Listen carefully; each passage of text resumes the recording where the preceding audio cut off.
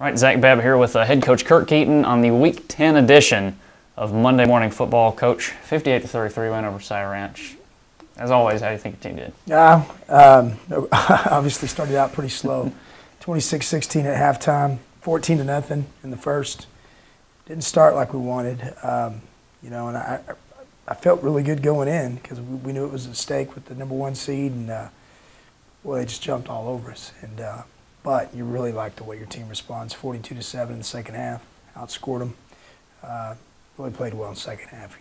We played some good halves of football, but that was probably the best one. And we've had some good halves, but you got to start faster. You can't do that this week in the playoffs. That's for sure. Of course, you mentioned those second half strength that y'all have had. Is that kind of a because there's been a couple games this season, mostly like the Cy Ridge game, where you started out really slowly and then suddenly just poured it on the second half in the playoff. Does that kind of worry you at all heading in the playoffs? It does a little bit, or maybe it speaks to our staff. I mean, I think Coach Rogers and Coach Brister come down and they have good plans, and we maybe make good halftime adjustments. But I just don't. I don't think you can plan on digging holes like that and getting out of them in the playoffs like that. It's just not smart football. So I'd like to think that we understand completely what's at stake, but I also think it's a product of Cy Ranch having 10 games. They had 9 games, all 9 games of Cy Falls on tape. So there was a team that knew our tendencies maybe a little better. They followed us on tape exchanges, so they had every game. But it was a good team too. I expect Cy Ranch to do good in the playoffs, but boy, we sure don't need to make a habit of that. It's not very smart. All right, and you especially saw this in the first half. It was just some of a lot of 3rd and longs that Cy Ranch was able to convert, and then a couple 3 and 15s that were converted both pass and run. Right. Especially in the passing, because it seems like that's kind of if there is a weak point on defense, it's the secondary. Yeah. What adjustments do you have to make for that? You just one thing we did this week is we talked to the secondary about just stepping up. We went back and we did something we haven't done in a couple weeks, and maybe it's the thing that'll help us. We just went back and get old-fashioned one-on-one. We said, look, there's not better receivers out there than ours, and if we can cover ours one-on-one, we should be able to cover anybody. But you're seeing our defense putting offenses in 3rd and long situations. The other night, they converted a 3rd and 17, and we had everybody covered. Couldn't have run the coverage any better, and the quarterback scrambles for first down. But then in the same breath, we had a 3rd and 12, and they had a 18-yard completion.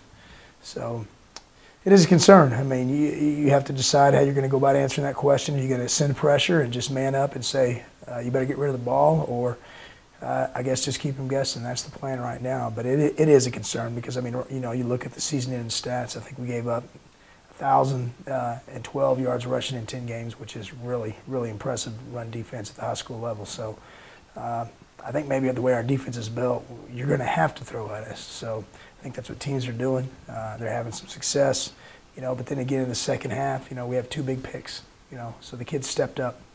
That's what you're going to have to do in the high school playoffs. In the state of Texas, you're going to have to make big plays, and right now we're going to have to make them in the passing game at the defensive end. So hopefully that's kind of what you'll see. All right, you mentioned that run defense too. I know we've touched on this kind of as the weeks have gone by, but you didn't hit over giving up 1,000 yards on the ground total this season until the second quarter of the game against Cy Ranch last week. Just what does that speak about your team? It just, there's a lot of talent. I don't want to say that, I don't want to say it's a scheme. Coach Brister's smarter than everybody else, but he's a great defensive coordinator, and his whole staff does a great job. It has a lot to do with Jacoby, Manasseh, and Jared, and Claudius, and Devontae, and the whole front 7.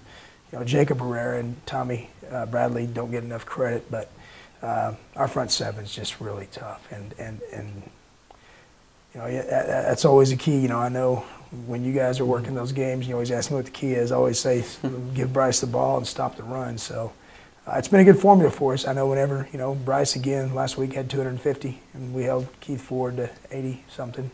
It's a good success. That's a good recipe for success for us. So I hope we can keep it up.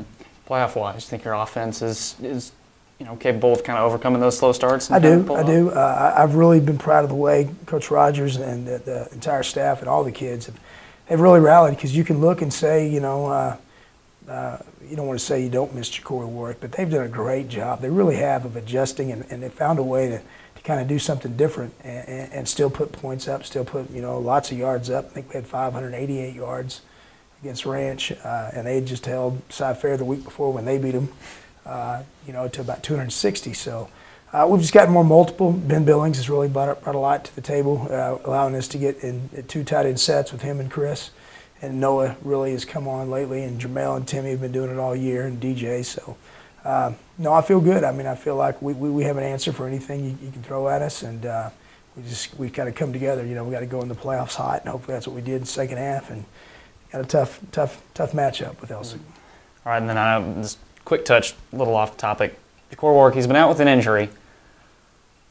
We're in the playoffs. He's been out for a while. He's been in recovery mode. Anything comfortable saying in front of a camera about Ja'Cory? Just that, I mean, he's going to the doctor tomorrow, and I'm going to have my fingers crossed. I'm going to be saying a prayer, but I mean, he's ahead of schedule. I mean, he's right where he needs to be, a little ahead. But you know, again, we're gonna talk to the doctors. We're going to talk to the University of Texas, and we're not going to put him in a position where if he's not ready to go, but I'm sure going to ask the question: is he ready to go? And if he is, it definitely wouldn't be this week. I doubt it'd be next week, but you never know. And he's the kind of kid, he's not going to surprise me. If he plays again this year and it looks like he always has, that's Ja'Cory Warwick. That's just kind of how it is. But knock on wood, hopefully we'd see number 11 out there again.